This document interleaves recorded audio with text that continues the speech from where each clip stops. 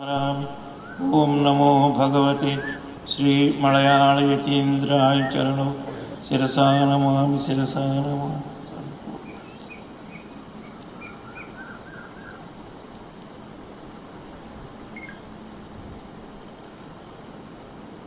अखिलांड कोटि ब्रह्मांड नायकुरालु सर्वहृदयांतरवर्तिनी सच्चिदानंद स्वरूपिणी जगन्मातకు ప్రణామాలు అందిస్తూ కేరళ దేశంలో జన్మించి ఆంధ్రదేశంలో అడుగుపెట్టి ఆధ్యాత్మిక జ్యోతిని జ్ఞాన జ్యోతిని భక్తి జ్యోతిని వెలిగించిన అస్మద్ గురుదేవులు మలయాళ సద్గురుదేవులకు ప్రణామాలు అందిస్తూ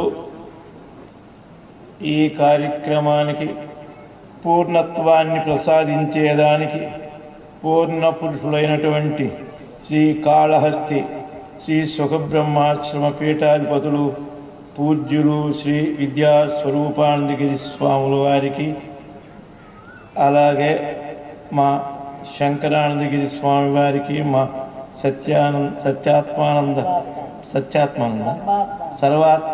స్వాముల వారికి, జ్యోతిర్మయానంద భారతి వారికి, అడుగు అడుగున వారి సద్గురు స్మరణతో జీవిస్తున్నటువంటి, ఇప్పుడే చెప్పారు నాకు 81 సంవత్సరం నిండుతుంది, అయినా ఇంత మాత్రం ఉన్నానంటే సద్గురు స్మరణతోనే నేను జీవిస్తున్నాను అని మా సముద్ర లక్ష్మణయ్య గారు చెప్పారు. అది యథార్థం అన్నమాట. అలా మా లక్ష్మణయ్య గారికి స్వాముల వారు చెప్పారే, మా సద్గురు శ్రీ మలయాళ స్వాముల వారు ఏ గ్రామం వెళితే ఆ గ్రామంలో సమాజాన్ని స్థాపించారు. సమాజమే కాదు, ఆశ్రమాలు కూడా స్థాపించారు, మందిరాలు కూడా స్థాపించారు. మా జన్మస్థలమైనటువంటి తెనాలి తాలూకాలో 2 గ్రామాలకి కలిపి ఒక గ్రామానికే స్వాముల వారి ఆశ్రమాలు ఉన్నాయి. అందులో స్త్రీలు ఈనాడు మీరు ఇంత మాత్రం భగవద్గీత పారాయణ చేస్తున్నారంటే అది మలయాళ సద్గురుదేవుల కృపే, లేకుంటే ఏ బైబిలో మీ చేతుల్లోకి వచ్చేయన్నమాట. కదముత్తేవి ఆశ్రమ సంస్థాపకులు సీతారామ యతీంద్రుల వారు ఒకప్పుడు సద్గురు స్వాముల వారి సభలో వారు మాట అన్నారు, శ్రీ స్వాముల వారు కనుక మన ఆంధ్రదేశంలోకి రాకపోతే మన హిందుత్వ ధర్మము ఎలా ఉండేదో అని అన్నారు ఒక మాట ఆయన. ఎందువల్లంటే స్వాముల వారు రాక పూర్వము మా ప్రాంతాలలో ఉదయాన్ని స్నానాలు చేసేవారు కాదు, స్త్రీలు కానీ పురుషులు కానీ. ఎందుకని? వంటది చేస్తే, స్నానం చేసి వంట చేస్తే చెమట పడుతుంది.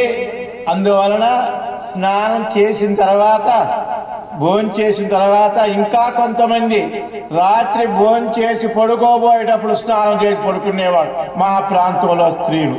అలాగే పురుషులు కూడా పొలం పనులోంచి వచ్చి శుభ్రంగా భోంచేసి అప్పుడు స్నానం చేసి పడుకునేవారు. స్వాముల వారు ఆ పద్ధతిని మార్చేశారు. స్వాముల వారు మెల్లిగా. ఎందువల్ల ఎవరైతే స్నానం మీ ప్రాంతంలో ఒక శవం కనుక ఉన్నట్లయితే, ఒక శవాన్ని ముట్టి ఉంటే మీరు భోంచేస్తారా అని అడిగేవారు స్వామి. పద్ధతిని అలవాటు చేశారు మలయాళ సద్గురుదేవుడు అన్నమాట. మా ప్రాంతంలో మా ఇళ్లలో కూడా ఉదయాన్నే పొయ్యి మీద అన్నము కుండబెట్టి ఆ పొయ్యిలో ఉండే కచ్చిక తీసుకుని మొహం దోకుంటూ ఊస్తుండేటువంటి రోజులు మేము చూసామన్నమాట. అలాంటివన్నీ మార్పు చేశారంటే శ్రీ సద్గురు స్వాములు. అందువలన స్వాముల వారు పల్లెటూళ్ళలోనే ఎక్కువ ప్రచారం చేశారు. అందులో స్త్రీలు అంటే చాలా ఇష్టం.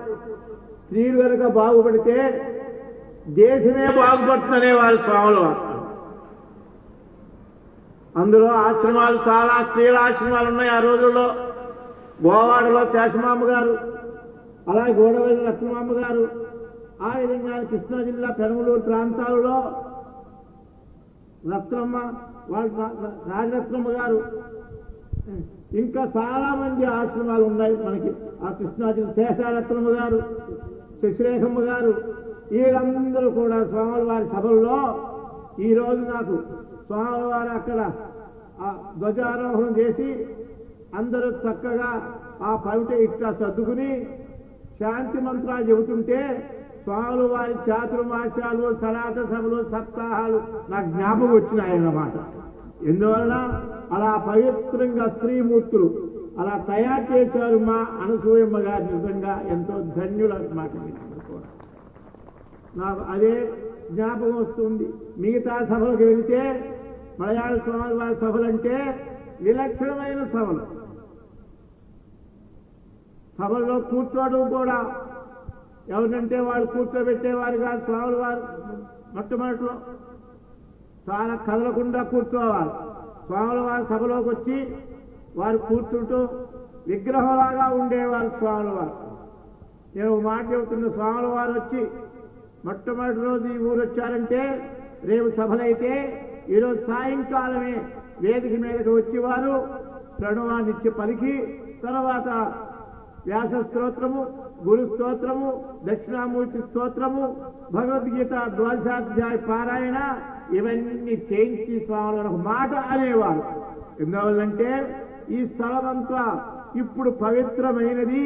ఇది ఆధ్యాత్మిక బీజాలు నాటేదానికి సుక్షేత్రమైనటువంటి స్థలంగా ఇప్పుడు తయారైంది. కాబట్టి అందువల్ల రేపటి నుంచి సభలు ప్రారంభమవుతాయి అని చెప్పేవారు స్వాముల వారు. ఆ రోజు సభలో వచ్చి కూర్చోగానే స్వాముల వారు మా ప్రాంతంలో మా గ్రామానికి స్వాముల వారు వచ్చి 3 రోజులు ఉంటే ఒక తిరునాళ్ళలాగా జరిగిపోయింది. స్పెషల్ బస్సులు వేశారు స్వాముల వారు వస్తే. వారు కూర్చుని ఒక్కసారి అలా కన్ను అలా చూసేవారు, దృష్టి ప్రసరింపజేసేవారు.